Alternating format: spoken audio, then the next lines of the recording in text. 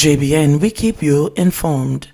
I am Michelle Jones, and in the news, Kingston man arrested after police find a gun in basket. The police have arrested a man after a gun was reportedly found inside his home yesterday. According to the police, one Jennings 9mm pistol was taken from a basket inside a house on Fedis Road in Kingston 13 during an operation about 7:30 a.m. The house occupant, whose identity has not been released, was arrested and taken into custody pending charges. Man found chopped to death at Shaken Corner in Trelawney. The Trelawney police are asking members of the public for assistance in identifying a man who was discovered with multiple chop wounds to his neck along the roadway in Shaken Corner, Trelawney, on Thursday. The unidentified man is believed to be in his late 50s. According to the police, about 2:30 p.m., residents living at a section of Sherwood Content called Shaken Corner observed the body lying in bushes off the roadway and alerted the police. Upon arrival of the lawmen, the body was seen clad in a black shirt, yellow short pants, and a pair of black Jordan sneakers. It had multiple chop wounds to the neck. The scene was processed, and the body removed to the morgue for post-mortem examination. St. Anne man gunned down in Johns Hall, St. James.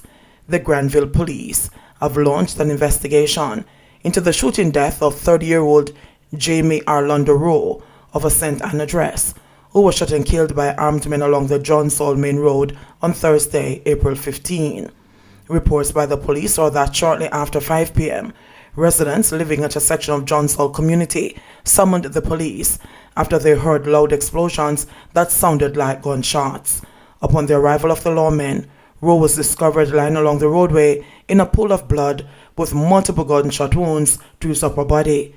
The scene was processed and the body removed to the morgue for post-mortem examination. Police convicted of chopping man to death loses appeal. A policeman who was convicted of chopping a man to death in Portmore, St. Catherine in 2007 has lost his appeal. In handing down his decision yesterday, the Court of Appeal ordered that the sentence of Andrew Watkins must begin from June 2018. He was sentenced to 16 years and 9 months in prison. He was found guilty of the September 2017 murder of Maurice Francis following a 3-week trial in the Home Circuit Court in March 2018. Another cop, Constable Omar Edwards, was charged jointly with Watkins and also tried, but he was found not guilty. The prosecution had led evidence that on September 7, 2007, Watkins and the deceased, who resided in 1 North, Greater Portmore, had a dispute when Francis chopped Watkins with a machete multiple times. During the incident, Edwards intervened and ordered Francis to drop the machete after pointing his gun at him. He complied. Subsequently, Watkins took up the machete and chopped Francis several times, resulting in his death. Following an investigation, both Watkins and Edwards, who was accused of assisting in Francis's murder, were charged in relation to his death. Attorneys at law C.J. Mitchell and Venice Brown represented Watkins. Usain Bolt Foundation donates 150 laptops to rural early childhood institutions. The Usain Bolt Foundation on Friday handed over 150 Dell laptop computers to the Ministry of Education, Youth and Information for distribution to early childhood institutions, ECI, in rural areas. The devices, which are valued at US $40,000, were handed over during a ceremony held at the ministry's Hero Circle offices in Kingston. In her remarks, Education Minister Favour Williams commended the foundation for its contribution to the development of early childhood education. She also called on other stakeholders to support the education of the nation's youths through the provision of devices. We continue to make the appeal to corporate Jamaica, to individuals, to our diaspora and international partners to continue to support us, even as the government continues its own procurement activities, she said. Chair of the Usain Bolt Foundation, Winston Wilkins, said the donation is part of the foundation's ongoing work to enhance the life experiences of children through education and cultural development. The current global pandemic has forced many students to do only online classes, and it highlights the need for technology in schools. We'll keep working to provide much needed equipment and support the education of the next generation, she stated. For her part, Executive Director of the Early Childhood Commission, ECC, Caroline DeGrasse DeLons, said high-quality early childhood programs and the services are only made possible through partnerships. These collaborations help to sustain the sector through their invaluable contributions. The Foundation's donation of these laptops will help our practitioners to assist with the technology agenda that we need to expand, she said. In 2020, the Usain Bolt Foundation provided $2.2 million in support to 21 ECIs in Trelawney, St. Anne, St. James, St. Elizabeth, and Clarendon. Constable freed of multi-million Elsha robbery of returning residents. Constable Ralston Parchment was yesterday freed of charges connected to the February 20, 2019 multi-million dollar Elsha robbery of 2 retired returning residents after a successful no-case submission was made by his attorneys at law, Peter Champagne QC and Samoya Campbell. Constable Parchment was in February 2019 charged along with another constable, Renick Pearson, for the offences of robbery with aggravation, illegal possession of firearm, and common law assault following investigations by MOCA detectives. The charges stem from allegations that on February 17, 2019, the complainant's house was broken into and several items were stolen, including money. The matter was reported and the police were called in to investigate. On February 20, 2019, 4 men dressed as police officers and who reportedly identified themselves as police officers went to the home of the complainants brandishing handguns and proceeded to rob them of jewelry and other items valued over $13 million. Constables Parchment and Pearson were later placed on identification parades where they were positively identified by the complainants. In their submissions, attorneys at law Peter Champagne QC and Samoya Campbell argued that the identification evidence was weak, as Mr. Parchment was not pointed out at the identification parade by one of the witnesses, and the witness that pointed him out said that he looked like one of the perpetrators. A no-case submission was also made for Constable Pearson by Valrenita Robertson QC. The judges to hear arguments in response from the Crown and make a determination on May 6, 2021.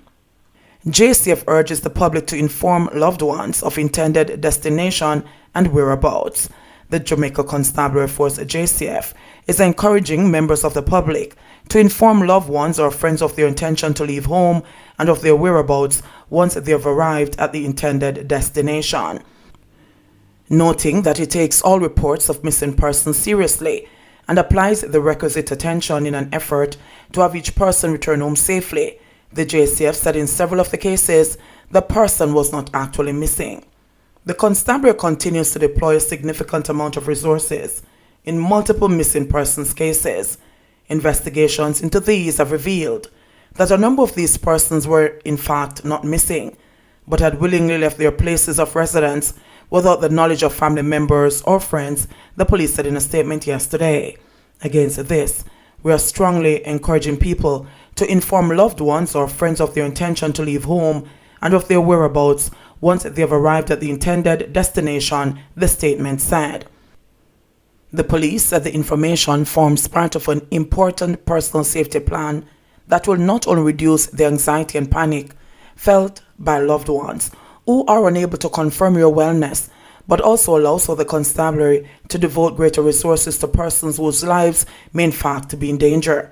In cases where persons are missing, information about where they went also speeds up the investigation and produces more favorable outcomes, the police added. We understand and appreciate individuals' need for privacy, but we have a sworn duty to respond to and allocate all necessary resources to thoroughly investigate each case. Disingenuous cases have the potential to utilize and reduce resources that are critically needed for high-risk cases, the statement added. We encourage the public to be responsible and deliberate in the sharing of their whereabouts and help us to keep you safe. At the same time, we continue to urge the public to advise us when a loved one goes missing and to provide as much information as possible, including a recent photograph, it said. 211 new COVID cases, 8 deaths in Jamaica yesterday. The Ministry of Health and Wellness says 211 of the 793 COVID-19 tests done yesterday were positive for the virus, pushing the total number of cases in Jamaica since the outbreak to 43,684. The death toll also increased to 721 yesterday, after the country recorded 8 deaths, one of which was previously under investigation. The ministry reported that of the new cases, 120 are females and 91 are males with ages ranging from 1 to 104 years old. Kingston and St. Andrew led the tally with 70 cases, followed by St. Catherine with 48, Manchester 28 and St. Thomas 16. 11 cases were recorded in St. James, while Trelawney, Westmoreland and Portland had 6 each. Clarendon, St. Anne and St. Mary each had 5. Hanover had 4 cases and St. Elizabeth had 1.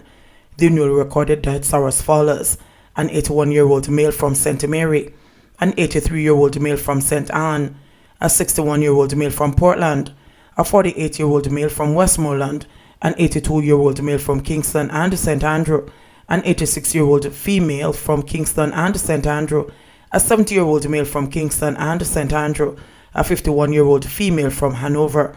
1 death was ruled as coincidental and 2 were reported under investigation. The minister said after 127 recoveries yesterday, there are 23,052 active cases of the virus, with 347 patients in hospital. 26 are moderately ill and 32 critically ill. JBN, we keep you informed.